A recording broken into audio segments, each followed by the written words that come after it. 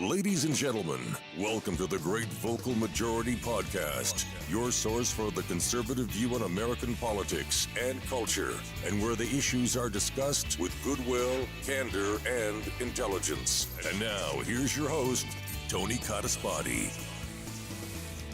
Thanks for the introduction, Duke, and this is Tony Cottaspati with the Great Vocal Majority Podcast, Volume 67, the OK Hoax Part 3.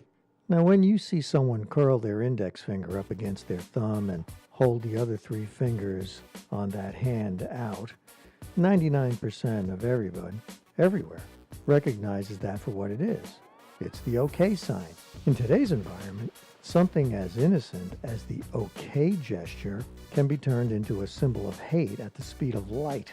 Now, the internet offers us many benefits that I don't need to enumerate here. Most people know what they are, but as with anything involving human beings, there are those among us who will turn every blessing that the internet affords into a malignant curse. Websites are attacked and sometimes disabled these days. Every day there are new computer viruses, each one harder to defend than the last one. There's a war going on in cyberspace. It's an all-out war, which, if we don't deal with it effectively, could spill into the real world and real war, the kind of war with blood, death, and destruction. And nobody wants that. So one aspect of this war is information. There are two types of information, basically, in warfare, besides good information. There is disinformation and there's misinformation. Disinformation is false information that is intended to mislead, and especially in the form of propaganda. It's really the kind of bad information that's floated by government organizations, usually to a rival power or just to the media. Misinformation is very similar, but it's really anybody can do misinformation, and misinformation is false or inaccurate information, especially that which is deliberately intended to deceive. In this podcast, what I'd like to do is provide you an example of misinformation. This piece of misinformation began in early 2017 with an anonymous group engaging in such practices that's called 4chan. Now, 4chan does a lot of different things. It's one of these anonymous discussion groups, so a lot of things go on in 4chan that are innocent. But this was not one of those innocent activities. In that group, the people in the discussion group targeted left-wing partisan media outlets and the George Soros-funded left-wing partisan watchdog group Media Matters with this piece of misinformation. Groups like 4chan like to launch these campaigns against leftist groups because they actually find leftist groups to be more gullible and willing to believe almost anything about their political adversaries, especially bad things. And that's what happened here.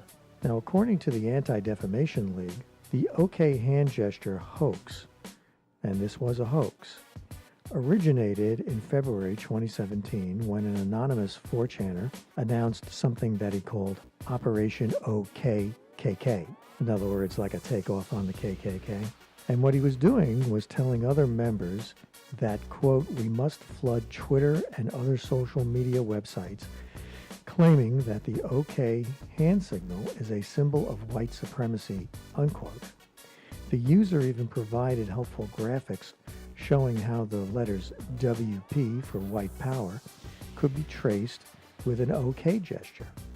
The originator and others also suggested useful hashtags to help spread the hoax, such as hashtag power hand privilege and hashtag not OK. And here's something else he wrote. Quote, leftists have dug so deep down into their lunacy that we must force them to dig more until the rest of society ain't going nowhere near that shit. Now, following the cues of the hoax's originator, 4chaners created fake email and Twitter accounts and also bombarded civil rights organizations, journalists, and others with messages furthering the hoax. The Soros-funded website, Media Matters, immediately took the bait and published this article that I have included in my post on the website that still remains uncorrected on their website nearly 20 months later. This is clear evidence that Soros and David Brock, the fanatical gay leftist who runs Media Matters, have a greater interest in slander than in the truth.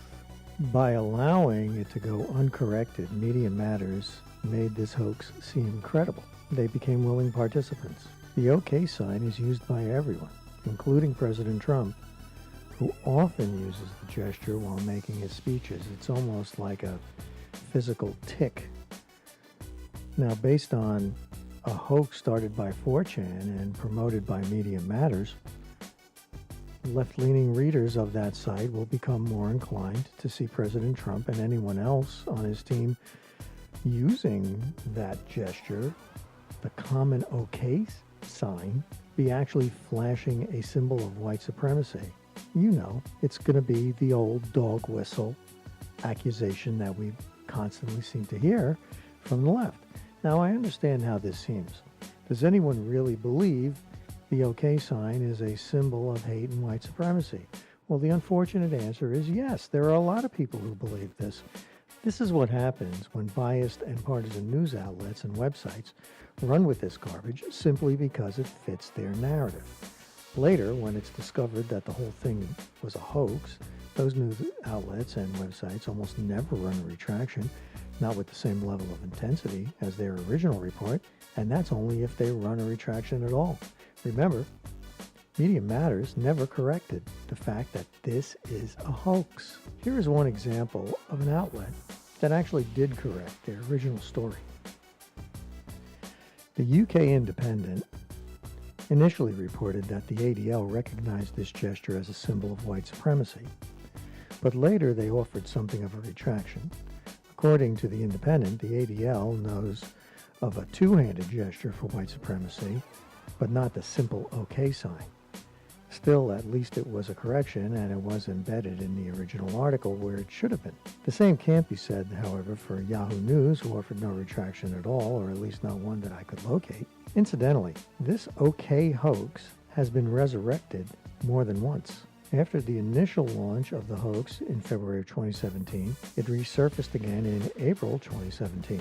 Again, according to the ADL at the time, quote, the OK hoax was actually just the most recent in a series of hoaxes in which 4chaners and members of other similar places on the internet, such as 8chan and Reddit, have tried to take innocuous items, symbols, or gestures and falsely attribute white supremacist meanings to them in order to fool liberals and get them to spread false messages. The third and most recent iteration of this hoax happened just on the first day of the confirmation hearings for Supreme Court Justice nominee Brett Kavanaugh.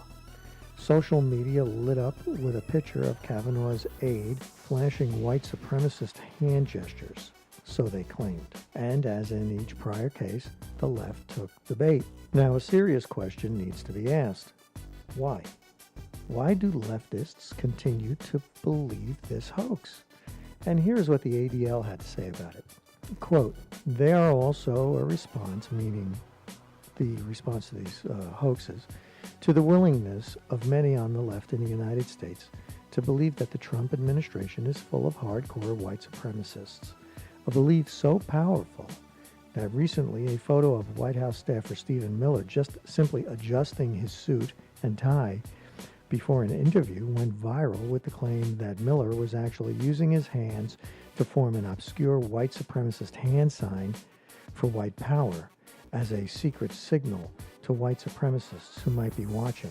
It's this willingness to believe that 4chaners have been trying to exploit. Now, to me, that's really an incomplete answer. Yes, it's true that there are people who are just willing to believe anything. Websites like Snopes, which claims to be a fact checker, reviewed the video of Kavanaugh's aide, Zena Bash, who allegedly was flashing these racist hand gestures. And their explanation offers insight as to the utter uselessness of Snopes and other fact checkers. They twisted the report by the ADL to say something it never actually said. The ADL's report on this issue came with the headline, quote, no, the OK gesture is not a hate symbol, unquote.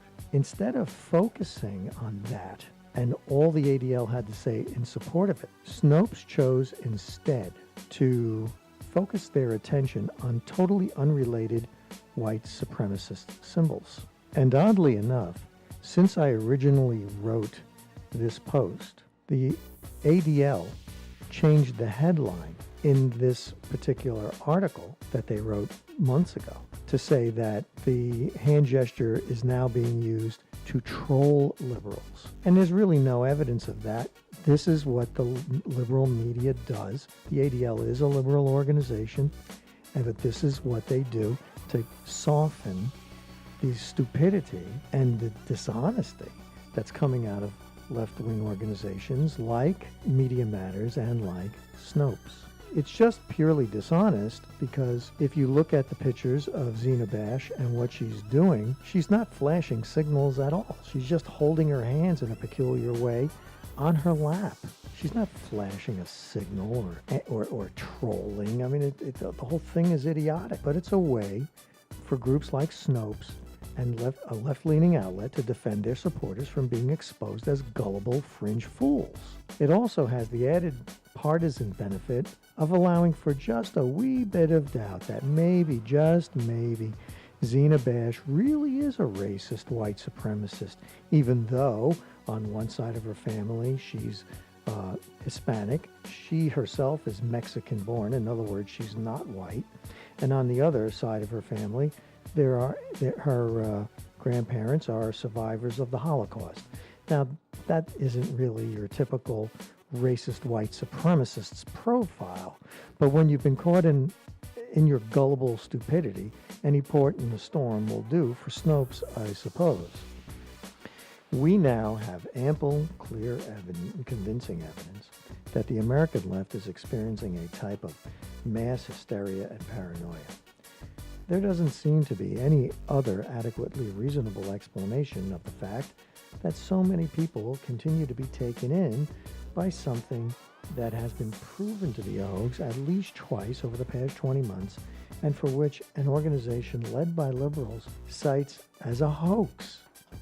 This is a terrible sign for the mental health of a great many Americans.